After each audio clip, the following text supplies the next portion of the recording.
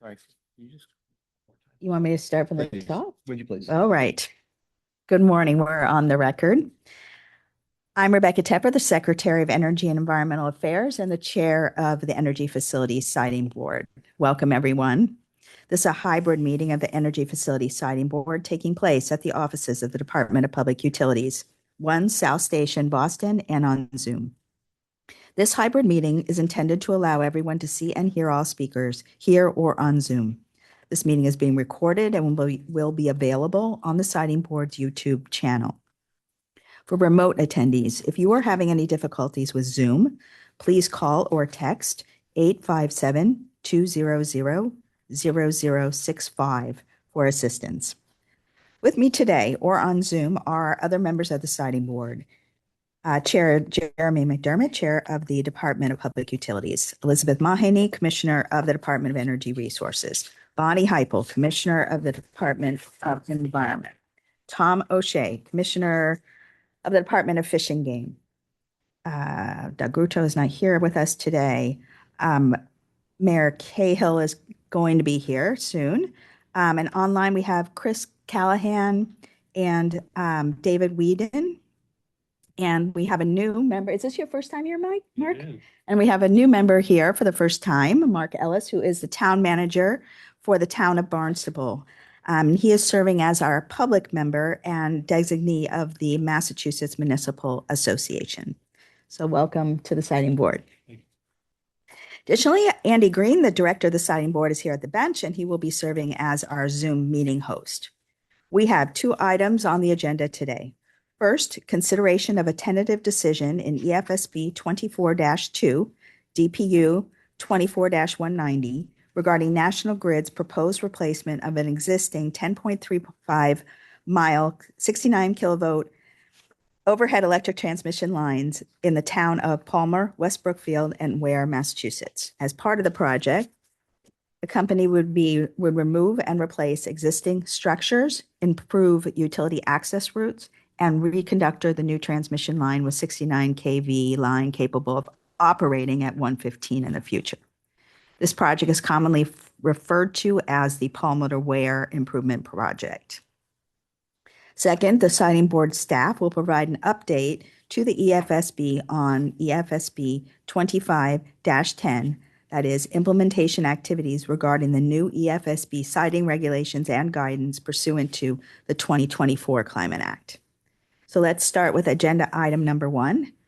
Can I have appearance of council? Sure, thank you.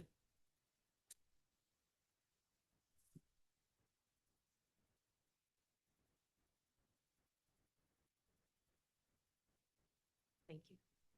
Catherine Cuthan, on behalf of New England Power Company, doing business as National Grid. I'm here together with co-counsel Cheryl Blaine and also appearing Mark Riley from National Grid. Thank you. No one else, right? Okay, good. So,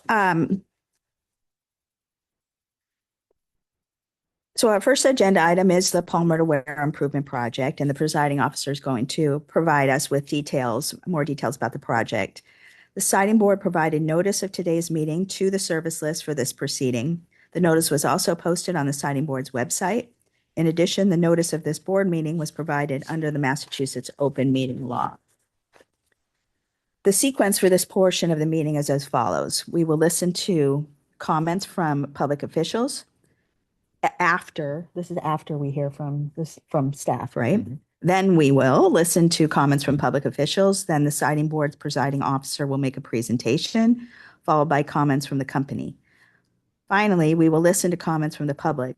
The board will then begin its deliberations on the tentative decision, consider possible amendments to the tentative decision, and finally vote on the tentative decision. A stenographer is present today to transcribe everything said to make an official record of the meeting. Everyone should speak slowly and clearly and allow the prior speaker to finish before you begin speaking. These procedures help us ensure an accurate transcript. So we'll begin by asking if there are any elected or appointed public officials who are here who would like to speak about the tentative decision. I don't think we have anyone.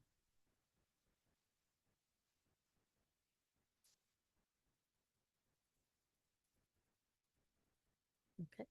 All right. None. Okay. So presiding officer Tar, welcomed. We'd be happy to hear your presentation on the tentative decision this morning. Thank you. Good morning, Chair Tepper and members of the siting board. My name is Connor Tarr. I am the presiding officer in this matter. I'm here to present the tentative decision regarding the Palmer-to-Ware improvement project and staff's proposed amendment sheet to answer any questions you may have regarding this proceeding. With me here today are other members of the siting board staff who worked on this case. Andrew Green, siting board director, Joan Foster Evans, general counsel to the siting board, Wayne Wong, the assistant director of the siting division, and Claire Lowe, siting board staff. Not present, but also working on the project was Brian Whitmer.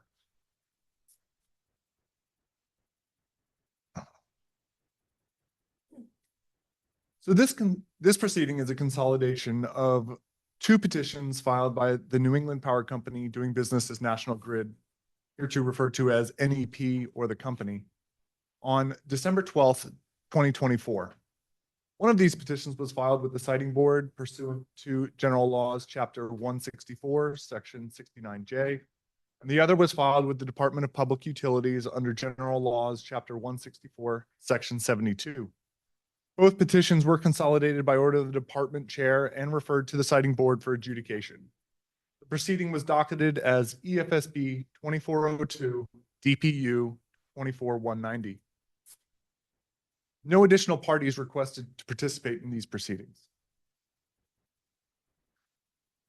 The Palmer-to-Ware improvement project proposes to replace an existing 69 kilovolt overhead, approximately 10.35 mile transmission line in the same right of way in the towns of Palmer, West Brookfield, and Ware, using the company's 115 capable design standard. The company would remove 147 existing structures and replace them with 112 steel structures and construct, reestablish, and improve utility access routes as part of the project. The company proposes that the replacement line continue operating at 69 kilovolts, but be capable of operating at 115 kilovolts in the future, if needed. The company estimated that the total cost of the project is $65.6 million. The siting board docketed the Section 69J petition as EFSB 2402. The company's Section 72 petition in this proceeding was filed before the effective date of the 2024 Climate Act, and the Act's changes to Section 72. The new regulations implementing the Consolidated Permit Program apply to projects filed on July 1st, 2026 and after, and therefore do not apply to this project. Please see our regulations at 980 CMR 13.00. This project consists of transmission lines over which the siting board has continued jurisdiction under General Laws, Chapter 164, Section 69J. The siting board retains the obligation under Section 69H and 69J to ensure that this project is needed, that it minimizes costs, and that it minimizes and mitigates environmental impacts, substantially fulfilling the scope of a Section 72 review. Given the change in the scope of Section 72 and the siting board's continued jurisdiction over the project under General Laws, Chapter 164, Section 69J, the tentative decision concludes that it is not necessary to make separate findings under Section 72 for this project. Turning towards need for the project, the tentative decision finds that the existing lines have suffered outages from design flaws, specifically shielding angle and edge of right-of-way placement of structures, including lightning strikes resulting in outages, approximately 32 in 25 years, and structural decay in poles, primarily from woodpeckers. The tentative decision finds that the existing lines are inadequate to meet applicable reliability standards and requires a solution, whether a replacement or other means of providing necessary system resources. To meet the identified need, the company looked at multiple options, including a no-build and non-wires alternative, but determining which rebuild option was the best option would be a complete rebuild. The tentative decision finds that the only feasible solution to the identified need requires replacement of the existing lines and structure, as no other alternatives considered by the company address the root cause of the poor performance.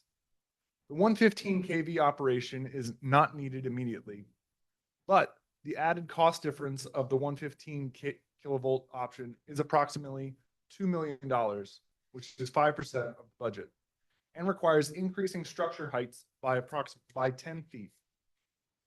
However, the 115 kilovolt structures would provide added protection against voltage and thermal violations, and the lines themselves provide a significant amount of extra capacity to accommodate future load growth and renewable energy interconnections. The tentative decision finds that the 115 kilovolt capable design solution is appropriate and no project alternative would be superior to the proposed project. Once the company decided on replacing the existing line and structures, it considered several locations for the replacement line. The tentative decision finds that the company considered a reasonable range of practical siting alternatives and that the replacement in the existing right-of-way minimizes cost and environmental impacts while ensuring a reliable energy supply. Tentative decision finds that the company's methodology of eliminating infeasible routes reasonable and unlikely to overlook any clearly superior routes. The company determined that it would present only one route for approval, and the tentative decision finds that the company's decision not to propose a noticed alternative route is reasonable. The tentative decision is detailed and comprehensive and covers many environmental issues. I'd like to focus my remarks on a few key issues, including tree removal, construction impacts, and wetlands impacts. Finally, I will present staff's proposed amendment sheet. When the siting board assesses environmental impacts of a project, the siting board first determines whether the petitioner has provided sufficient information regarding environmental impacts and potential mitigation measures to enable the siting board to make such a determination. The siting board then examines the environmental impacts of the proposed facility and determines, one, whether the environmental impacts would be minimized and mitigated, and two, whether an appropriate balance would be achieved among conflicting environmental impacts, as well as among environmental impacts, cost, and reliability. First, I'd like to discuss impacts related to tree removal. The company has identified approximately 60 trees on the edge of the right-of-way that would need to be removed to provide work pad access or adequate clearances between trees and new transmission line.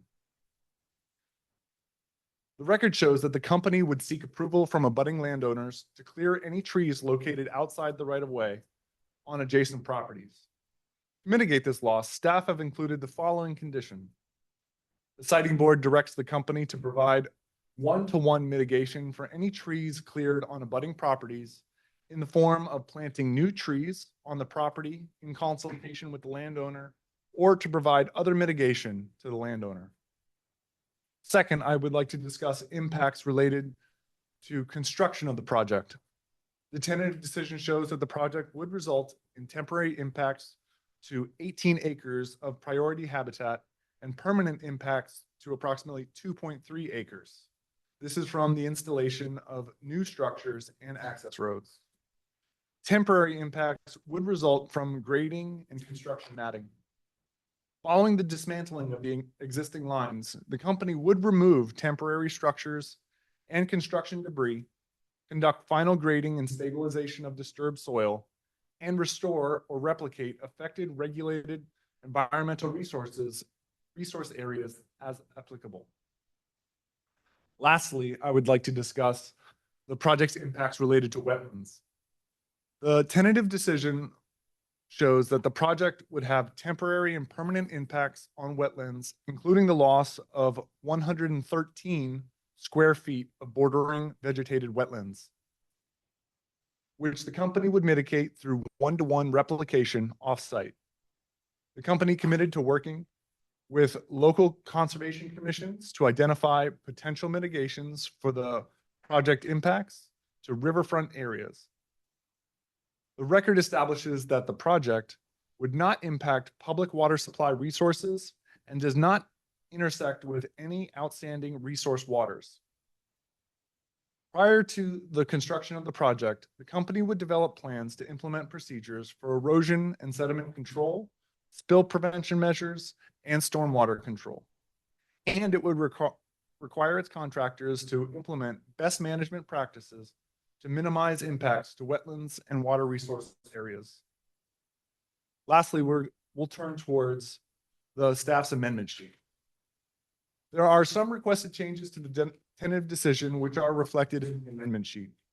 On August 21st, 2026, the company filed comments on the tentative decision with minor edits. In response to a comment from the company, staff determined the following language would add clarity to the tentative decision regarding the take of a plant species identified as the edit to page 32 on the amendment sheet.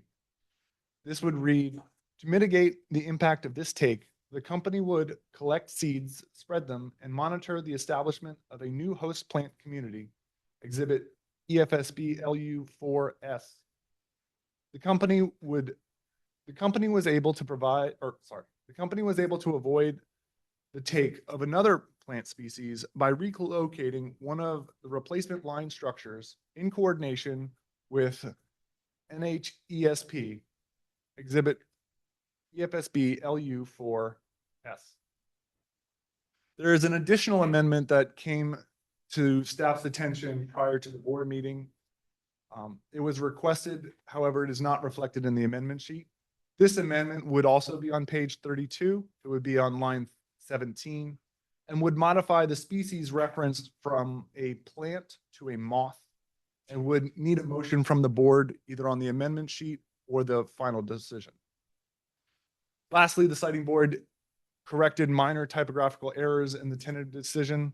These corrections are not reflected on the amendment sheet.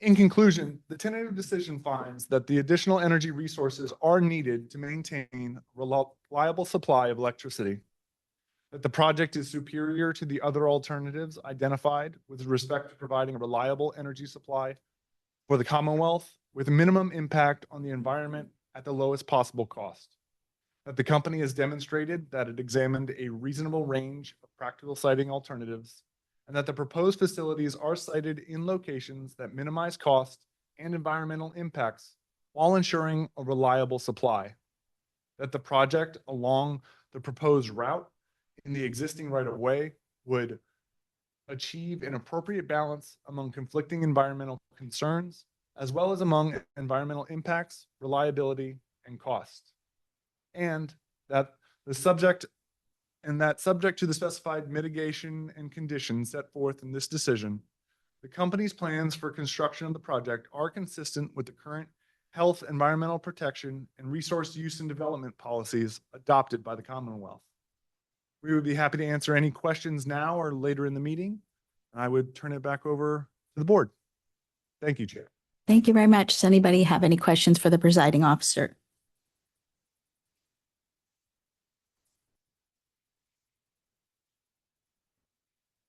Any online? Okay, thank you very much. Thank you. All right. So now we're going to ask the applicant to provide comments on the tentative decision.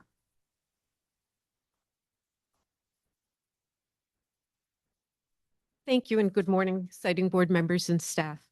Thank you for the opportunity to speak today. As I noted before, my name is Catherine Cusin, the law firm of Keegan Borland, representing National Grid in this proceeding. My comments will be very brief. I mostly just want to thank the staff for their hard work throughout the process and greatly appreciate their efforts. The tentative decision, which includes various conditions that will ensure that the impacts associated with the project will be minimized to the extent possible as a thorough and well-reasoned evaluation of the evidence based on siting board standards and precedent. Accordingly, National Grid strongly supports the tentative decision. With that, National Grid respectfully requests that the board adopt the tentative decision with the staff's proposed amendments, including the one that he added orally as its final decision in this proceeding. Thank you. Thank you. Questions for the company? Ms. Hypo. Good morning. I appreciate, based on the presiding officer's presentation and the tentative decision, that impacts to wetlands and water resources are very limited, including due to the company's planned careful approach to this work and use of an existing right-of-way.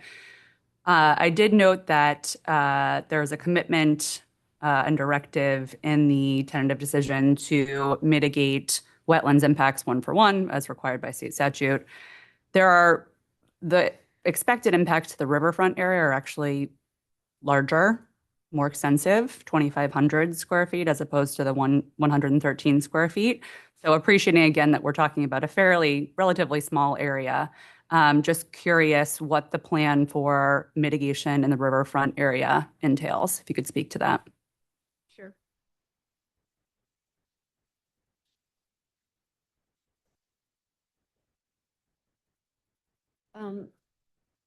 First of all, the company has received its OOC from the town of Weir and will follow all the conditions required in that. The OOCs from the town of Palmer and West Brookfield are still pending. As far as mitigation, the company will not stockpile any excavated materials in water resource areas, and where material is stockpiled near wetlands, it will implement controls to prevent runoff from entering into sensitive environmental areas. In addition, the company will install stormwater features to reduce adverse effects of stormwater flows, maintain longevity of access roads, and reduce overall maintenance needs. Lastly, the company will comply with the requirements of the National Pollutant Discharge Elimination System Construction General Permit, Section 401 of the Water Quality Certification, and other restrictions that may be applied by the local Concoms, as I mentioned, in accordance with the WPA. Thank you. Appreciate the commitment to those controls. It did stick out to me that in the tentative decision, the commitment specifically for mitigation in the riverfront area is to basically discussing or working with conservation commissions to identify potential mitigation. So perhaps just a strengthening of that language to indicate that the company would in fact commit to performing any identified mitigation, as I expect it would, but tell us if that's the case, could make that more clear. The company, I think, would agree to that condition. Great, thank you. Other questions? Yeah, go ahead. Chair McDermott. The tentative decision sort of recognizes there have been some 32 outages related to this line over the past 25 years. And I wanted to get a sense of, relatively speaking, is that, how does that compare to other lines of the company? And is that a lot or a few? And so where does that sort of fit into the sort of relative spectrum of outages on a particular line? Yes, it is among the worst performing lines on the company's system. And more importantly, the company expects that these, the poor performance are things that will not be able to be fixed without the project because of the existing configuration of the line. And as the tentative decision discuss its location off center in the right of way, the poor shielding angles, the interference with vegetation. So there's an expectation, and then of course the woodpecker damage. And so there's an expectation that these outages will continue. Will not continue with the replacement. Right, but would continue absent the replacement. And then, thank you. The other question I had was was related, sort of a relative cost measure. I'm encouraged to see the sort of quote unquote right sizing of the line to make it 115 kV, adaptable. What would the relative cost increase be delta between making it 115K eligible versus fully 115 kV? So are you asking whether if we operated at 115 kV now? Why not just make it a 115 line now? Because there isn't an identified need at the moment, and we will still get the additional benefits from building it at 115 now without operating it. There will be some additional substation work, I believe, that will be needed to make it once it needs to operate at 115 kV. I think what we're trying to understand is the difference in the cost between doing the 115 kV line now versus doing it later. So if you do the 115 kV line now, would you have to do the substation work? I believe so. It's the connections. But we're going to have to do it later anyway. Right. Right. So I don't think that it's a savings. I understand it, a savings doing it now or later. Whereas if we weren't building to 115 kV now and had to do it later, obviously we would be going back over the same, and that would definitely increase costs and environmental impacts. Maybe so keep Go this ahead. keep this going. I guess what I'm looking for is like a relative sort of not sort of dollar figure, but relative delta between, the cost of making it 115K capable versus making it 115K in this particular project. I don't know that there's anything in the record about that, but my understanding is that whatever additional costs it would entail to make it operable currently at 115, whatever additional work would need to be done would be the exact same cost and work that would need to be done if it was decided to upgrade to 115 kV in the future. Is there anybody from the company who can provide a little more light on this? I can confer. Yeah, Please. that'd be good.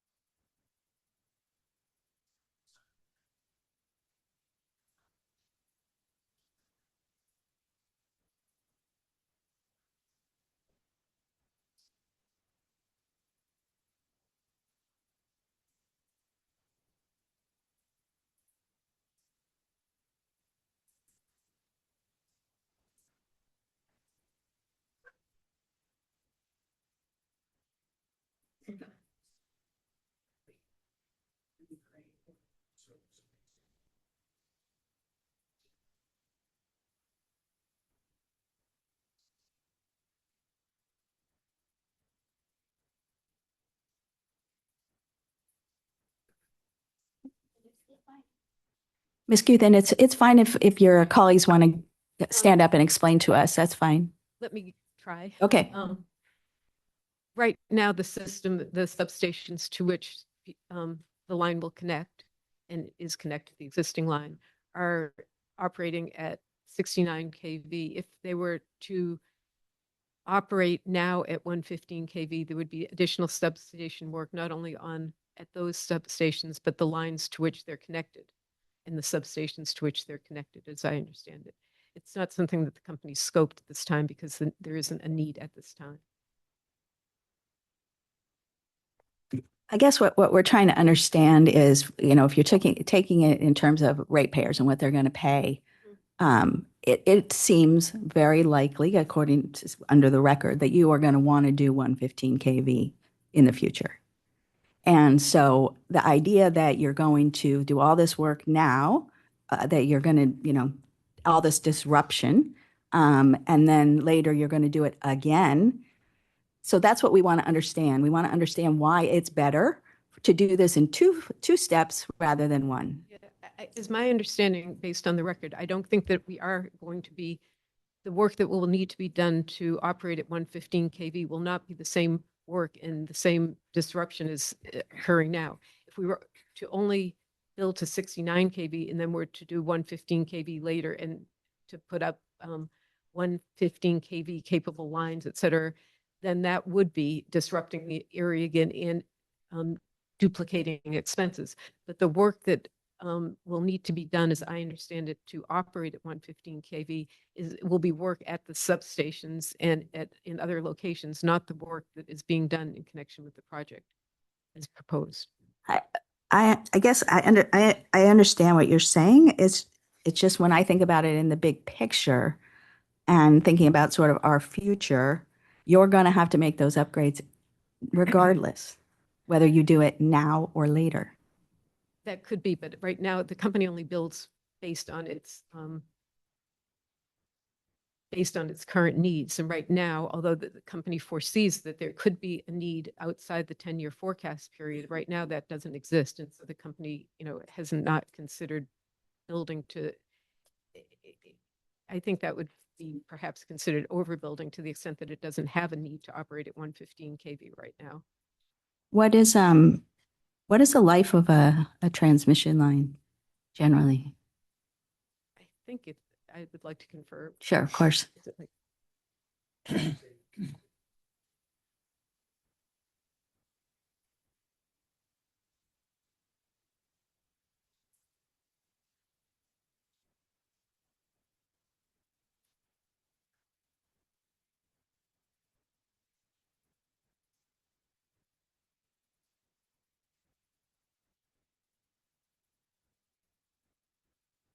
I believe it's 50 years plus the expected lifetime. And just to reiterate, as we've said, and I don't think you're questioning, the incremental cost to build to 115 kV now is relatively small, and that's why we're doing it. Whereas if we didn't do that in the future, it would be a much greater cost and much greater incremental impacts. However, we don't have a current need on the horizon to operate at 115, and those additional costs will, as I said, be incurred either if we were to do it now or later, the same costs, albeit changes in costs over time. And maybe to just sort of come back and revisit this first question, incremental costs. I guess what I was originally looking for is a sense of the relative size of the incremental cost to go from 115 capable to 115 today, and maybe that's sort of the crux. And is that delta so large that it's not advisable to do it today when there's not the immediate need? And so that's really the thrust of my original question. Well, I don't have a number because, as I said, the company has not estimated that cost. That wasn't the company's proposal. My understanding is it would be substantially more expensive than the incremental cost to make the line 115 kV capable now. Did the staff want to say something, or? Sorry, it's fine if you don't. I thought that you wanted to. I was just advised, and maybe I'm not making this clear, if the company determines there is a need to operate at 115 kV, there are no additional costs associated with upgrading the line to operate at 115 kV. So that is everything is done now so that will be 115 kV capable. The extra work will be elsewhere. I understand. Okay, I just want to make sure that was clear. Sorry to belabor this, but I understand that you're sort of teeing it up. You're getting it ready. You're building the sort of infrastructure necessary to upgrade it to 115 kV if and when that need exists. I think what the Secretary and I are saying is that need is likely to exist. And so is that incremental cost to energize it at 115 kV small enough that we should consider doing it now as opposed to doing it later? As I said, I don't think it's been estimated. It's not on the record. I can confer and maybe get a ballpark figure that I can give you now.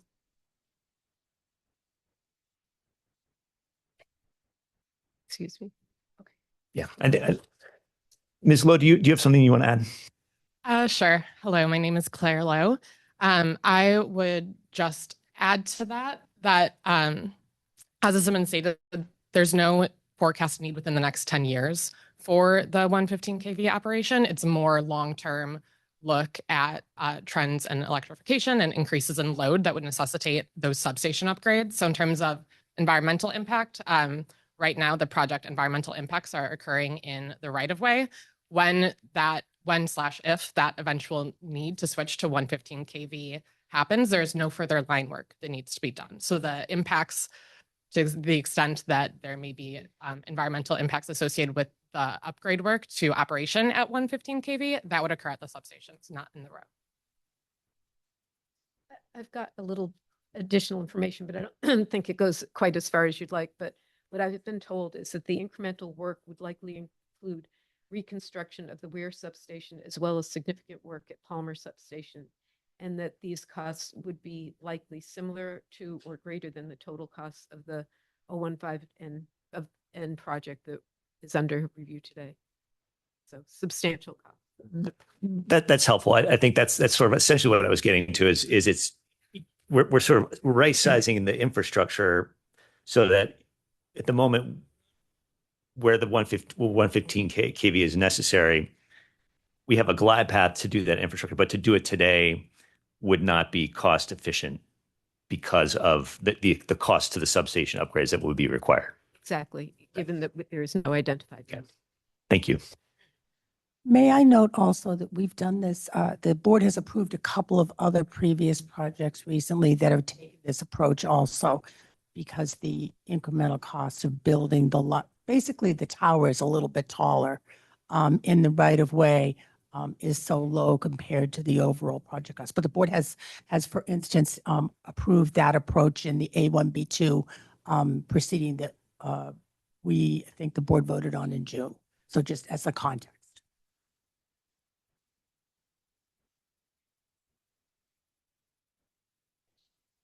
Any other questions? Commissioner O'Shea?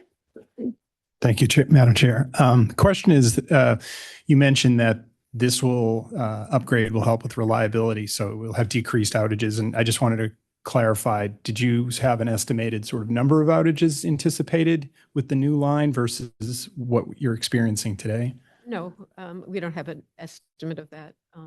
We just know that it will decrease the likelihood of outages. Obviously, there's, can't control everything, and there's still potential for outages. But the shielding angle will be increased so that it will reduce lightning strikes. It will be further away from the right of way so that it will be less vegetation strikes. The conductors will be more weather resistant. So is it fair to say that's the driving reason to do the infrastructure upgrade now? Is reliability and reduction in outages versus waiting until you actually need the 115 kV?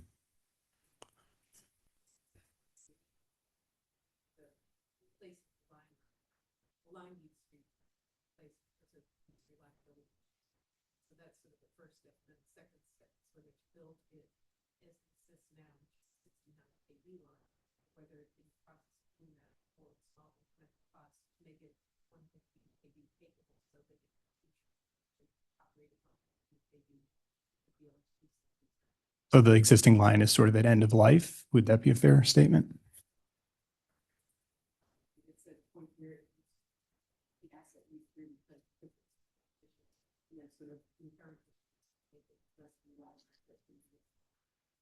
Okay, and then to follow that, I think at the A1B2 line, I'd raised the question about how we're going to mitigate bird strikes with a taller pole system. Do you have anything to offer there in terms of best practices?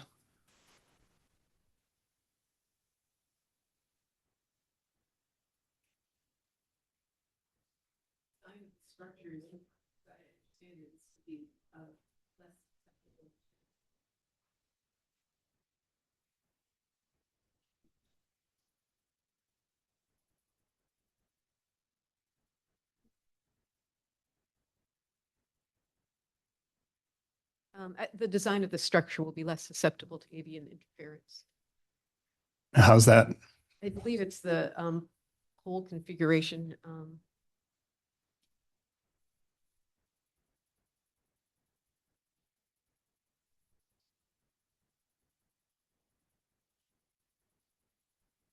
I raise this just because I know there'll be continuing upgrades to 115 with the higher poles. I want to sort of get ahead of that and sort of start to understand how we're mitigating for those strikes with the higher poles. And so there's a body of work on best practices related to that. So this is a well-known thing with the U.S. Fish and Wildlife Service. So I just want to find out what the company's thinking is on this upgrade and mitigation to bird strikes.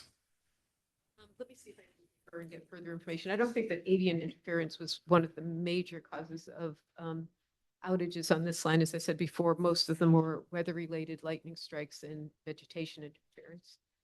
But I can. Okay, great. Thank you. Commissioner Mahaney. Just because Ms. Evans brought up our recent decisions, and we've had now this discussion with the chairs on future need, can you talk to us a little bit about how you forecasted for this, the need here? Are you only looking at transmission needs, or did you work with your distribution side of the house? I'm aware of a number of activities outside of this room, decisions that have been made over time at the department, given the growth of solar storage and electrification that is demanding additional upgrades on the distribution side. So now that we've entered this forecasting question, and you're saying that you don't forecast a need for 10 years, is that just on the transmission side? Because I think that's where some of our concerns kind of lie. My understanding is that the company's load forecasts are substation load forecasts that look at what the load is at the various substations served by the lines, and that includes both distribution and transmission load. In addition, the company is aware of ISO forecasts for longer term as well, which is why, again, that the company believes it's appropriate to make the line 115 kV capable. But this is the sort of standard load forecast that the company performs throughout its system. And this isn't a question, but maybe for our future determinations and future dockets, we need to do a better job on load forecasting, because I think the questions, this isn't for you, this is for us. The future of this line, and maybe in the next 10 years, you think you don't need it, but it'll never be cheaper to do these substation upgrades than it is today. So, we have to think a little more creatively, but that's, I think, for the board to try and figure out and help the companies think about that. Other questions? I have a few. I just real quickly want to go back to the 115 issue. So this may be a stupid question, but when you are putting in the future, if you're going to change to the 115, do you have to go out and actually change the lines? No. It's the line itself is now capable of doing 115. Correct. So we're saying it's a 69 kV line because we don't have the substation work done to allow it to be a 115 kV line? It will be operating at 69 kilovolts. Mhm. It's capable. It will be capable as it exists as soon as it's built at operating at 115 kV. Understood. The line Okay. itself. All right. I wanted to ask about cost a little bit. As I see it here, it looks like the original cost was $37 million, or no, I guess the original cost was $39 million, and it looks like now the cost is 65.6. And I'm wondering sort of what it counts for that. Why do we have such a big jump in the cost of the project? I'm looking at page 17 of the order in footnote 8.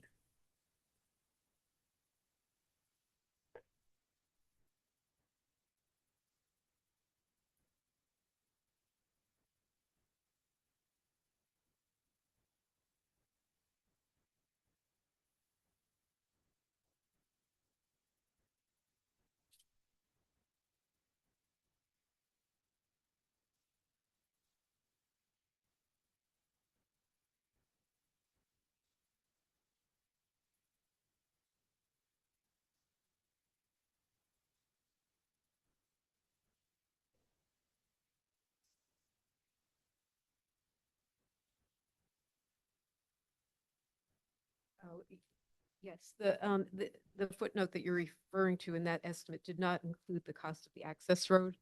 That was just the cost of the line itself. So that's what attributes the total 65.6 million. Is footnote 8 misleading then? I don't think so.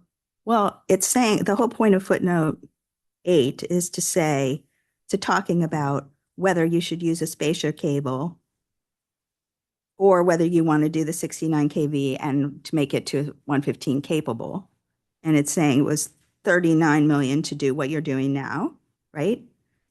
And then it says the current project cost estimate is 65.6. And I believe that the 39.1 million is just talking about the line itself without the access road, so that it could compare the other rebuild options, such as the spacer cable, which is just talking about that aspect of the project. So it's comparing. Are you saying that the access road is $30 million? I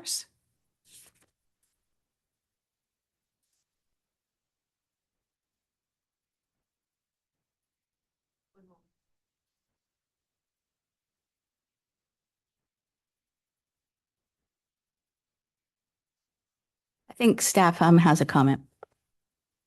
I would note that the way that the tentative decision is written may not be as clear as it could be. However, the 37 and 39 distinction is specifically for the 69 kV versus 115. Right. And the $65 million cost estimate is based on 2028 dollars. So it is scaled up based on an approximation of construction 2 years in the future. So that was scaled up. My understanding of the $65 million cost estimate is based on inflation and other cost increases on the project in the future. So just so that to be clear, when the application was filed, what was the cost of the project?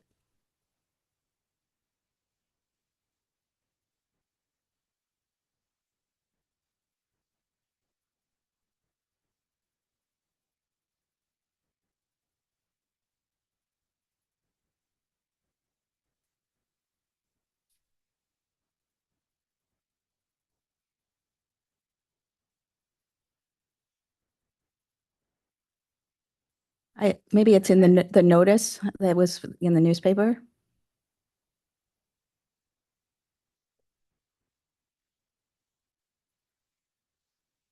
So, Chair, I would note that in the initial petition, the cost estimate for the project was always given in 2028 dollars and made that distinction. The Okay. cost estimate or the current cost of the project as provided to staff was only the distinction between the 37 and 39 million dollar difference between the 115 and the Right. 69. I get which that. was in current dollars. Mhm. That was the only cost given in current dollars. So, but maybe I'm just not being on it today. I guess, but my question is that has the cost of the project, which you're now saying is 65 whatever million dollars and $28, gone up since the time that they filed the application? I can speak to that. The cost has not, the estimate has not gone up. I think as Mr. Tower was trying to explain, I believe that the cost estimates, the 37 and 39 million dollar costs, were it was an effort to compare apples and oranges when those cost estimates were done. That was the cost, but in much earlier stage of the project or project development, not when filed with the siting board.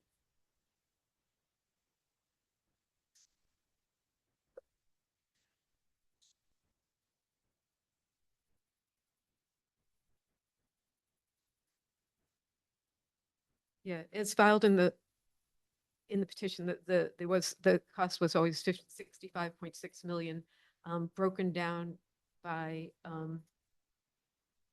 45.0 for the replacement of the line and 20.6 for the access road. Okay, thank you.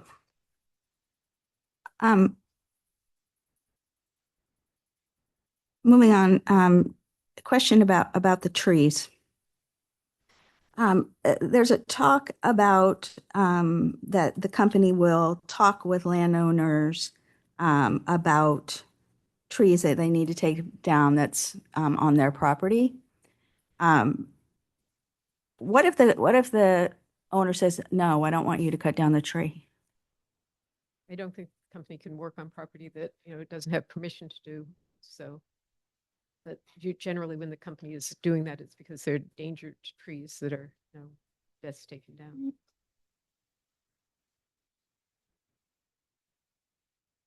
Would that be true with a neighbor that was abutting the right of way? So let's say they're not in the right of way, they're, right near the right of way.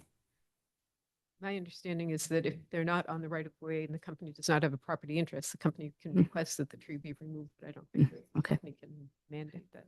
Okay.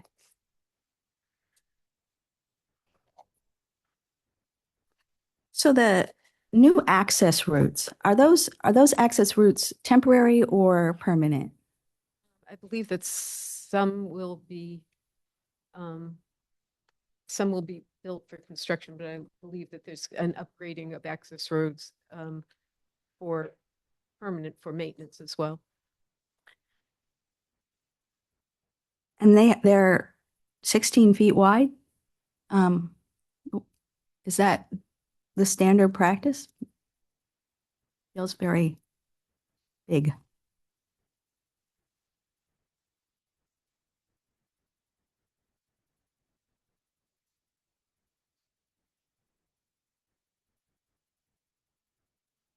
They're going to be designed generally between 12 and 16 feet wide. 16 feet. 12 and 16. So as I read the order, 38 residents are in the right of way. Is that not true? I'm looking at page 31.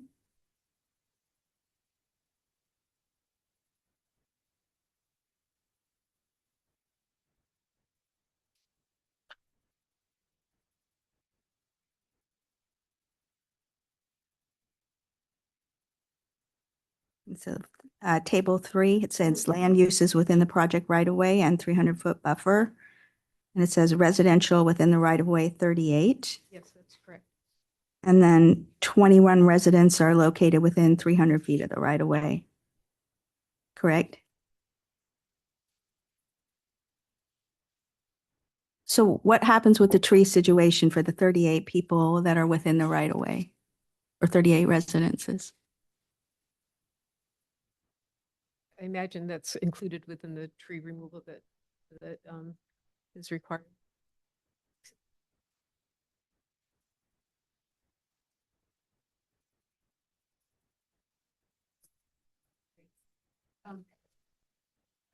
This has been clarified by to me. It's not 38 residences that are within, it's 38 acres of the project route is within. Oh, thank you. That's very helpful. No, that's fine. What does that mean? What does it mean it says project route acres residential? What does that mean? That the land either within or abutting the right of way is characterized now as residential as opposed to open space or industrial or forest land. It's used as along the right of way. Well, it says within the right of way. That number of acres are within the right of way. Thank you. All right. I knew I was missing something. Okay. On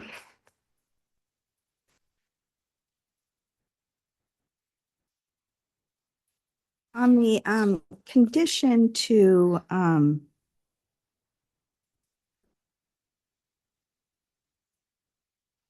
the condition to provide one-to-one mitigation of the trees,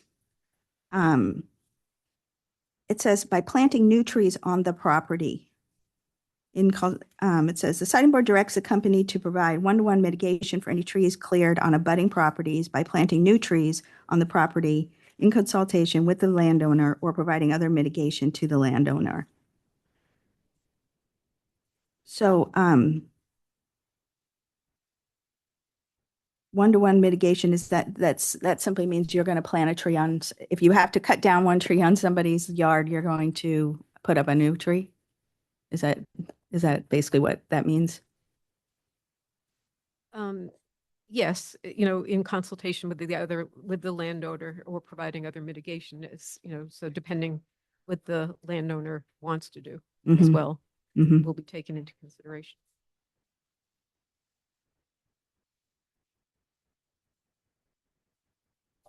Right. Okay, any other questions? Anybody online? Okay, thank you. Thank you.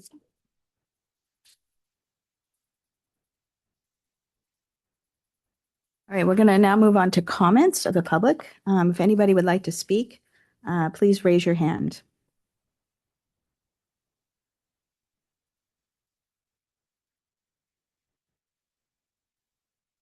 One on Zoom. Okay. All right, so we will move on to our deliberations. We need a main motion on the table. So do I have a motion to adopt the tentative decision? So moved. Second?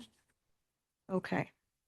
So we'll leave that motion on the floor and we can now deliberate on the tentative decision. Well, why don't we first consider the amendments proposed by the staff today that was provided on that sheet. Does anybody have any thoughts on that particular amendment, those amendments? Chair. I'd like Commissioner. to consider an emotion to make a word change, I think, that was suggested by staff for page 32, which was to, I think it was second paragraph on page 32, line 17, to replace the word, I think, plant with the word moth. Right? So MOTH. So with that, I'd like to make a motion essentially to replace the word plant with the word moth in line 17 of page 32. Second the motion. All right. Question?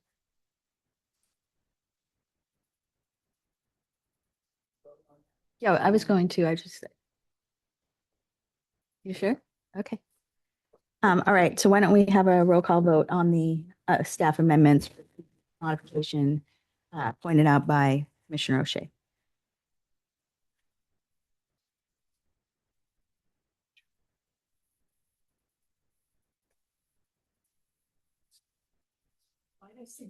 I was going to do them one by one. One at a time on the amendment from Commissioner O'Shea and then the amendment sheet total.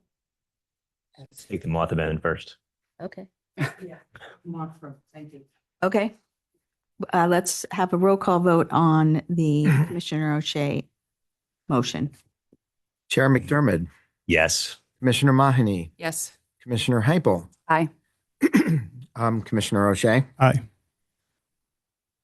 Remote audience, Director Callahan, Aye. Selectman Whedon, Aye. Mayor Cahill, Yes. Manager Els, Yes. and Secretary Tepper. Yes. Motion carries. All right, let's do now a roll call vote on the staff amendment sheet. I move to adopt the amendments, the draft amendments on the draft amendment sheet. Second.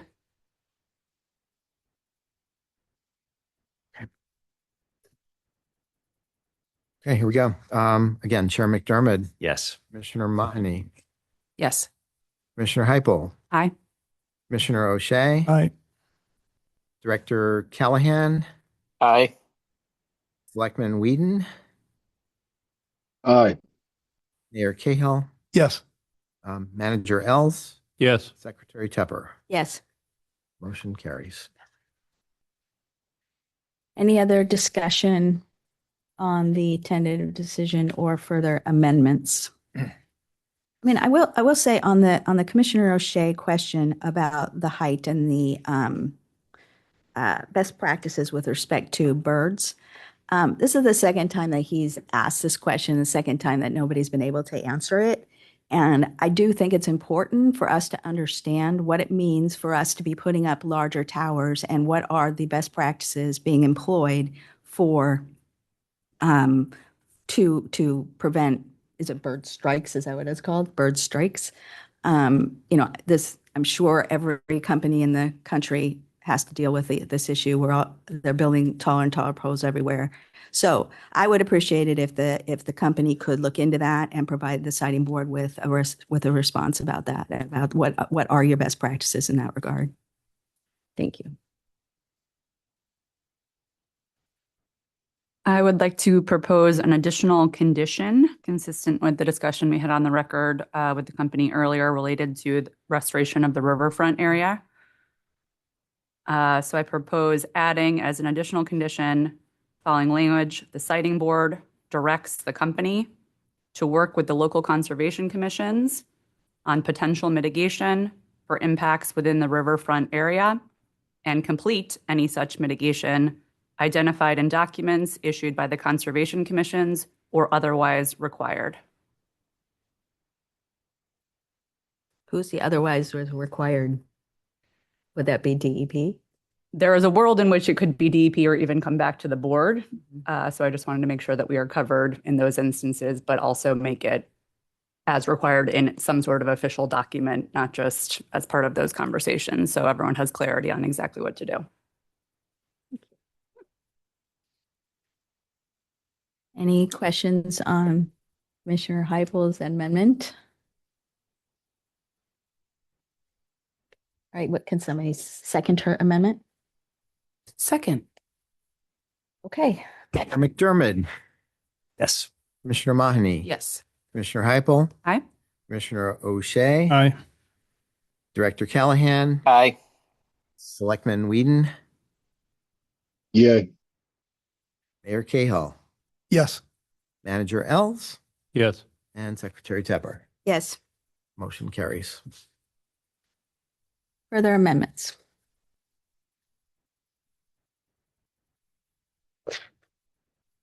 All right, hearing none. Shall we have any thoughts on the approval of the project?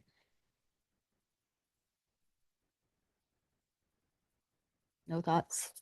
No comments? I'll offer a comment. Thank you. I mean, I think this is a project that I think there's a demonstrated need.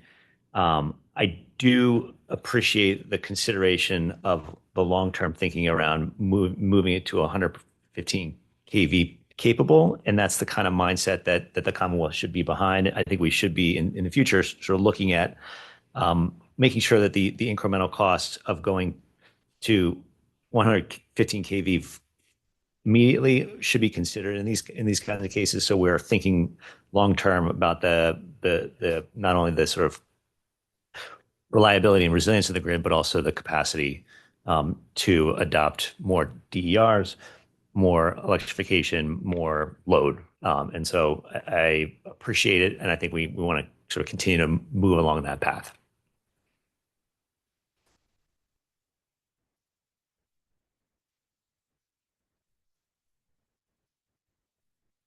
I would agree with that. I think more and more we're doing transmission work that is forward thinking and maybe not necessarily needed for the current load, but thinking about future load. And there are two projects, FERC projects that are happening that all the New England states are paying for, that is going to unlock onshore wind in Maine. And that isn't used and useful right this second, but it will be when we have the wind up. So I do think in the broader context that the chair was mentioning, we are going to need to do some more future thinking in our planning, and I think that's appreciate the work that the DPU is doing on that.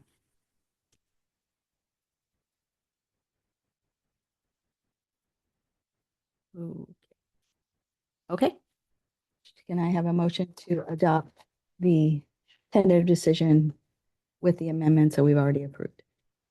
To do the staff amendments. We did them. We did the staff amendments. Yeah. I thought we were doing. No, we did them. We did them separately. Okay. You're a step ahead of you, Annie, for once. Yes, so. I move that we adopt the tentative decision as amended here today. Second. Chair McDermott, Yes. Commissioner Mahoney. Yes. Commissioner Heipel, Aye. Commissioner O'Shea, Aye. Director Callahan, Aye. Selectman Whedon. Selectman Whedon. Aye. Aye. Gotcha. Mayor Cahill, Yes. Manager Els, Yes. and Secretary Tupper. Yes. Okay, that motion is approved. All right. Thank you very much.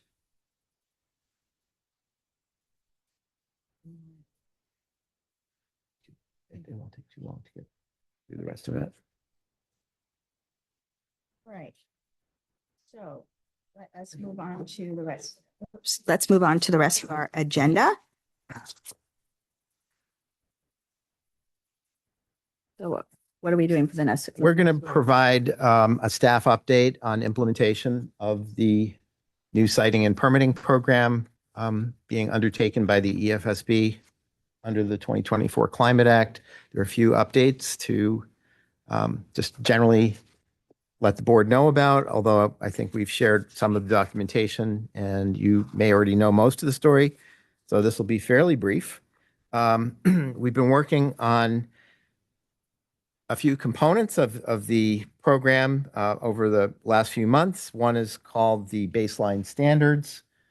Those are on health, environment, and safety. These parallel what DOER has been doing on the consolidated local permitting. And we've had a few different drafts that have been issued now for comment. And we issued the latest version of the baseline standards along with common conditions on last Friday. Again, this is not the first time they've been issued. We've already gone through substantial internal agency comments, one round of public comment, and we've distilled all that down and have a new draft that we would like to get sort of final comments on, and asked for those comments by September 11th, giving public and other agencies 3 weeks to provide any final input. And at that point, we are going to hopefully have a final product ready for the board to review and approve. We're looking at a board meeting the end of September, so that may give us adequate time to do all that. If not, it would be the following board meeting, which would be in October. And we've gotten great input, by the way, a lot of comments from our sister agencies, very active input. We really appreciate that. And that expertise is because these are the agencies that normally issue permits with these kinds of conditions. So that knowledge has really been helpful in developing conditions that will work for the overall, needs of the process, and agencies being ensured that their mandates will be fulfilled, which does not change, by the way, because of consolidated permitting. So the other newer document that was issued for the first time for public review is the application completeness checklist. This too was circulated to the board. It's a roughly, 12-page or so document that basically uses the application guidance and references that in terms of giving applicants and others a fairly easy to use, again, checklist to verify that all of the necessary components in an application have been submitted. It doesn't explain every filing detail. That really is covered more extensively in the actual application guidance document, which we issued in February. But it is a sort of helpful reminder type of approach. And again, this parallels what DOER has done on the local level. So that's out for comment, and we've gotten some internal comments on that to this point, and we're looking forward to hearing from external stakeholders. Again, September 11th is the date for those comments. So in addition to those three very important implementation items, the other development, I guess, to update the board about is our application portal. This is a new electronic web-based filing system that would receive applications here at EFSB, but even prior to that, it would be used for the pre-filing process to document the various meetings and information that's flowing in pre-filing and give everyone who's interested an easy way to follow what's going on.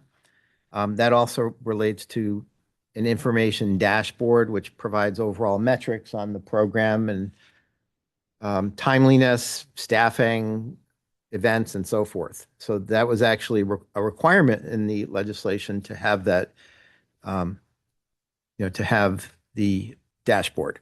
So that's been rolled together as sort of one information system. We've been working with a software vendor over the last several months to develop this, and it's been quite an undertaking, I will tell you. It's not easy to not only develop the software, even with the professional expertise of EEA, IT, and the vendor, but to integrate really three different legs of this process. We have the local permitting, and local government will be using this system to keep track of their filings as well. So it functions on multiple levels, and we have a lot of different user types and needs. So it has been more involved, I would say, than maybe was anticipated, but we are anticipating a launch of the product in September. I can't give you a specific date. That's still subject to a variety of different testing that we're going through now to debug things that have been identified and continue to add new functionality that is important. So that's ongoing. And I will say, even after the launch in September, we still won't be done with developing additional features that will probably mostly relate to the EFSB need more than the local permitting and the pre-filing process. Those have gotten a little bit more attention to this point because we've kind of gone from the bottom up and from local level to the state level. So, but we are expecting the system to go live in September, and it would then be available for use by local governments in time for DOER's October 1st opening day for their consolidated local permitting, and for housing the pre-filing information that's already actually happening, that's coming in. There are, I think, 5 projects now in EFSB pre-filing. Transmission projects, a battery project. So that's already ongoing, and we'll try and get everything into the system when it's launched in September. So that's kind of where we're at, and happy to take any questions that the board has. If I don't see too many other folks in the audience at this point, but if there are any questions, again, happy to respond. Really excited about the portal. I think that any of us who have gone through doing one of these kind of systems, we know how hard it is to do. So thank you very much. Can you walk us through just a little bit of what is in the pre-filing right now, Sage? Sure. So we can preview what's coming up. Okay. Yep. Let's see. We have for Eversource a project in Dorchester. That's a transmission project. That includes transmission lines as well as a new substation in the Dorchester area. It's a big project. We've had some briefings on that, as have many other agencies at this point. We've had interagency meetings with all of the affected state permitting agencies. And so that's a big one. And there have been, I know, meetings held in the city of Boston to provide information to residents in the community. And there's been very active interest in the project. Again, it has not reached the siting board yet for review, but it seems like it is very much on the radar screen in the community. There's a project in Burlington, another Eversource project that is, again, a transmission type project, about sort of the same status in terms of a few months in. I'm not sure there's been quite as much public outreach on that one yet, but we've had a briefing on that as well. So both of those projects are going through the new. Yes, New they system. will be consolidated permit requests. For National Grid, let's see. I'm going to actually ask Joan if she wants to fill in some details on that.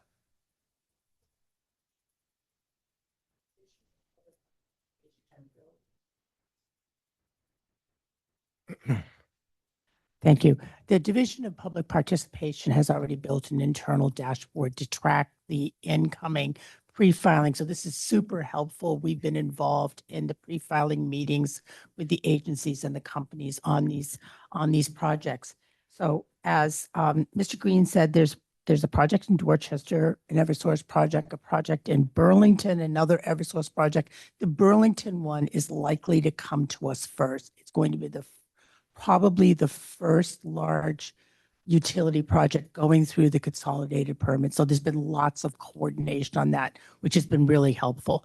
There is a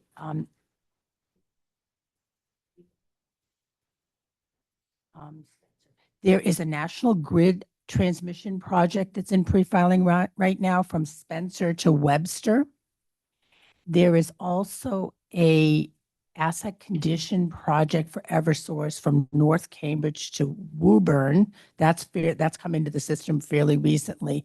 And then there appear to be two battery cases, one in Charlton and the other one possibly proposed by JIRA at Canal Substation, the Canal Power Station.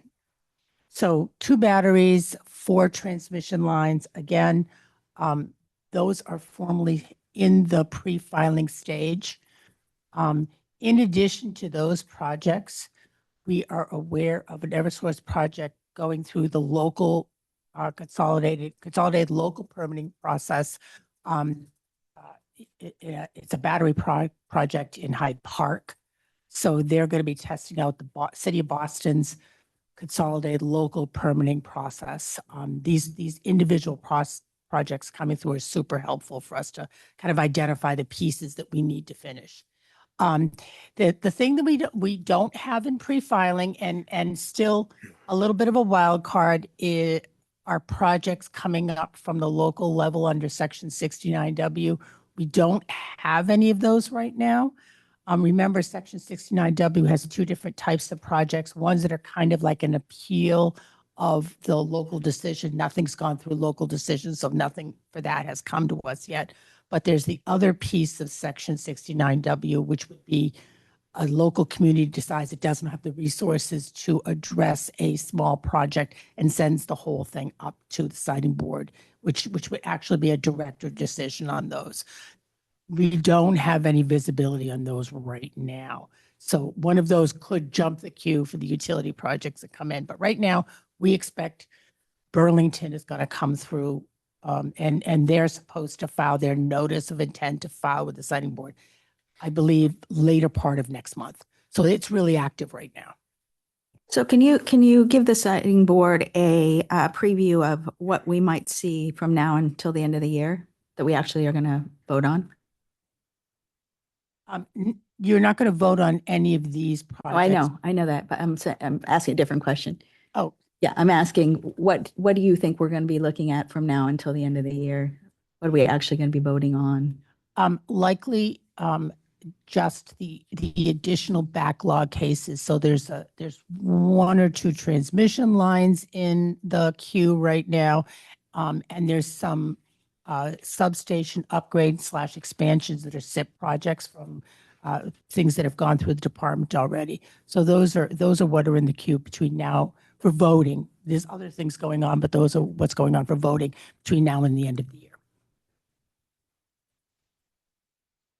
Will we vote to adopt, I'm just not recalling this offhand, I know you've spoken about this before. Will we vote to adopt the common conditions, the checklist, any of those documents?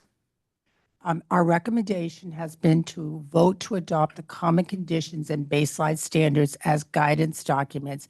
It may be that we also send the regular application guidance through you again because we had developed it last February, and obviously there's a lot more information now for us to be able to put in those documents. We are not recommending voting on the checklist as it's more of a kind of a logistical document. We're providing visibility out to the public on that document because to get good feedback mostly from the developers. Will this do what you need it to do for you? Will it give you enough information to be able to know what you need to file to get a complete application? But that, we kind of drew a line between the guidance documents that are referenced in the regs and a vote from the board on those to have those be transparent, and then more the templates and logistical documents, which I don't think the board needs to vote on. Got it. Thank you. Any other questions? All right, can I have a motion to adjourn? You don't have anything else on the agenda right now? Motion to adjourn, please. So moved. Second. Okay. Chair McDermott, Yes. Commissioner Mahoney. Yes. Commissioner Heipel. Aye. Commissioner O'Shea. Aye. Director Callahan. Aye. Selectman Whedon. Aye. Mayor Cahill. Yes. Manager Els. Yes. Secretary Tepper. Yes. Motion is approved. We are adjourned. Thank you.